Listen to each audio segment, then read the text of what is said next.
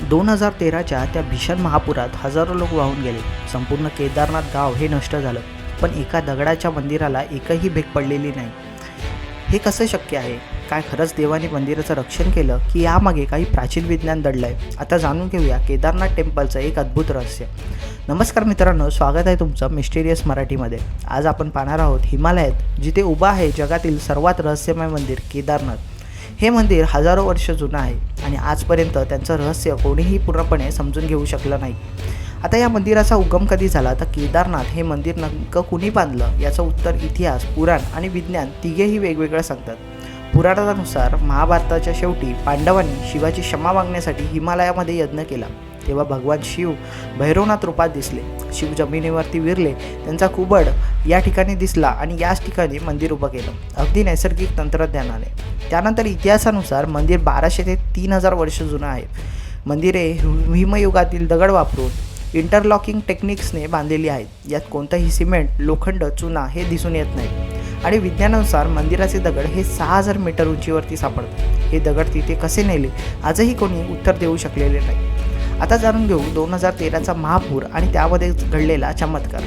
16 जून 2013 रात्रभर पाऊस, नंतर मंदाकिनी नदीचा प्रचंड पूर. केदारनाथ गाव हे जवळजवळ पूर्णपणे नष्ट झालं, पण मंदिर एका मोठ्या दगडाने मंदिराच्या मागील बाजूला धडक मारली. त्या दगडाला म्हणतात दिव्य शिला.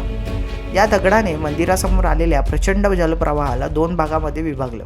पाण्याचा प्रवाह मंदिराला चुकूनही दोन्हीकडे निघून गेला आणि मंदिराच्या भिंतींना एकही क्रॅक आला नाही. मंदिरात मागील भूभाग हा हल्ला, पण मंदिर हे स्थिर राहिलं. नंतर NDRF आणि DRDOने तपास केला. ते म्हणाले की हे संरचना विज्ञानापेक्षा जास्त मजबूत आहे. वी कॅनॉट एक्सप्लेन दिस. लोकांचा विश्वास हा दगड शिवानीच पाठवला. वैज्ञानिकांचं मत ही नैसर्गिक रॉक बॅरियर आहे. तर दोन्ही मतं खरी असली तरी मंदिर कसं वाचलं हे आजही जगाचं एक मोठं रहस्य आहे. केदारनाथ मंदिराची रचना इतकी परफेक्ट आहे की आधुनिक इंजिनिअरिंगला सुद्धा ते समजत नाही. प्रचंड दगड हे एकमेकात लॉक केलेले, आजपर्यंत ते हललेले नाही. बाहेर -15 डिग्री सेल्सिअस असलं तरी गर्भगृहात 20 डिग्री सेल्सिअसपर्यंत उष्णता असते. हे कसं शक्य आहे? मंदिर हिमालयाच्या टेक्टोनिक प्लेट्सवरती उभं आहे, तरी इतिहासात एकदाही मंदिर पडलेलं नाही. संशोधकाच्या मते मंदिराजवळ हाय एनर्जी झोन हा आहे. लोकांना तिथे शांतता, प्रचंड ऊर्जा ही जाणवते. नदी ही मंदिरापासून विचित्र कोणामध्ये वाहते. एकही वैज्ञानिक हे नैसर्गिक अलाइनमेंट समजावू शकत नाही. मंदिराच्या रचनेत काहीतरी दैवी आणि ॲडव्हान्स एन्शियन टेक्नॉलॉजी ही दडलेली आहे. आता भैरवनाथ मंदिर, ते म्हणतात की भैरवनाथाच्या ऊर्जामुळेच केदारनाथ वाचतो. पुरातन ग्रंथात सांगितलं आहे, जर भैरवनाथाचं रक्षण नसतं तर केदारनाथ शतकांपूर्वीच नष्ट झाला असता. केदारनाथ मंदिर 3 हिमनद्यांच्या त्रिकोणी संगमावरती आहे. हे लोकेशन भूगोलामध्ये एनर्जी कन्व्हर्जन पॉईंट म्हणून ओळखलं जातं. अत्यंत थंडी, पाणी, बर्फ काहीही झालं तरी शिवलिंग हे कधीच तुटत नाही आणि वितळतसुद्धा नाही. केदारनाथ मंदिराचं रहस्य पुराण सांगतं ते दैवी आहे, इतिहास सांगतो ते प्राचीन आहे आणि विज्ञान सांगतं हे आम्ही समजू शकत नाही. मित्रांनो, तुम्हाला काय वाटतं?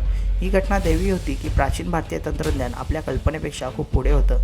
तुम्हाला जर व्हिडिओ आवडला असेल तर व्हिडिओला लाईक करा, शेअर करा आणि सबस्क्राईब करायला विसरू नका. धन्यवाद.